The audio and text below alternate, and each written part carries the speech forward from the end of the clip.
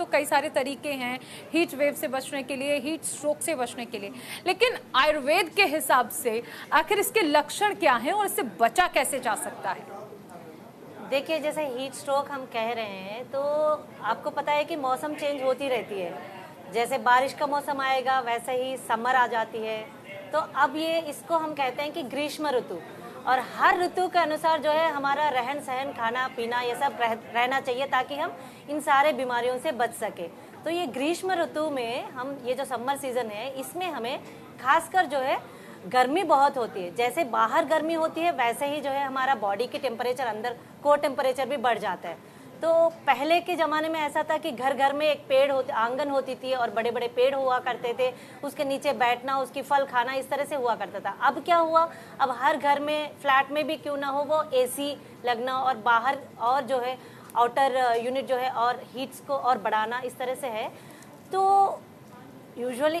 ताप बढ़ना, heat stroke को हम संस्कृत में हम कहते हैं ताप, यानी कि अंदर पूरी बर्निंग सेंसेशन होगी, चाहे वो कोई भी कान के अंदर से आ रहा हो, या आंखें जल रहे हो, या मुंह में जो है अल्सर्स बन रहे हो, या नीचे यूरिन के थ्रू भी बर्निंग सेंसेशन हो रहा हो, या पोटी के रास्ते से भी बर्निंग सेंसेशन, कोई भी हो, अंदर पूरी बर्निंग से रहना। ये हर एक को ऐसा नहीं होगा, किसी का जिनका पित्त प्रकोप होती है, पित्त की प्रकृति होती है, बॉडी अलग अलग प्रकृति के होती है, जिनका हीट ज़्यादा होती है उन लोगों के लिए तो और ज़्यादा करेगा। तो छोटे छोटे नुस्खे हैं जिससे हम बच सकते हैं, जैसे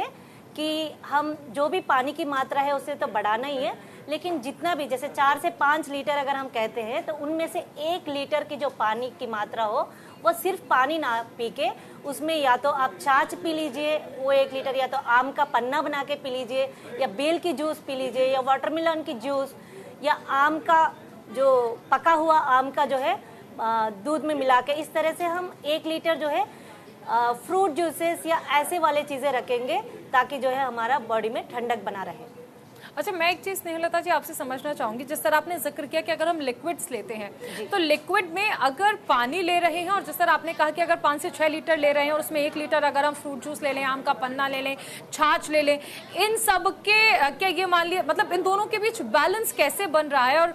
1 लीटर अगर हम इस तरह से इनहेल करते हैं तो उसका बॉडी पर क्या इफेक्ट पड़ता है? देखिए, जो हम अगर पानी की सिर्फ पानी ना लेके अगर हम इस तरह से मेडिकेटेड कहें, या तो फ्रूट्स जो हम सीजनल में लेने वाले जो फ्लूइड्स हैं उसको हम लेने से पानी की मात्रा थोड़ा कम भी रहे तो भी वो चल जाता है। क्योंकि जब हम आम का पन्ना बनाते हैं तो उसमें कांड भी मिलाते हैं, थोड़ी सी जीरा का पाउडर भी मिलाएंगे और थोड़ी सी नमक भी मिलाते हैं। तो एक तरह से एक रिहाइड्रेशन की जो ORS की जो होती है, उसी तरह से इसका जो पानी इलेक्ट्रोलाइट्स बनाया रखेगा।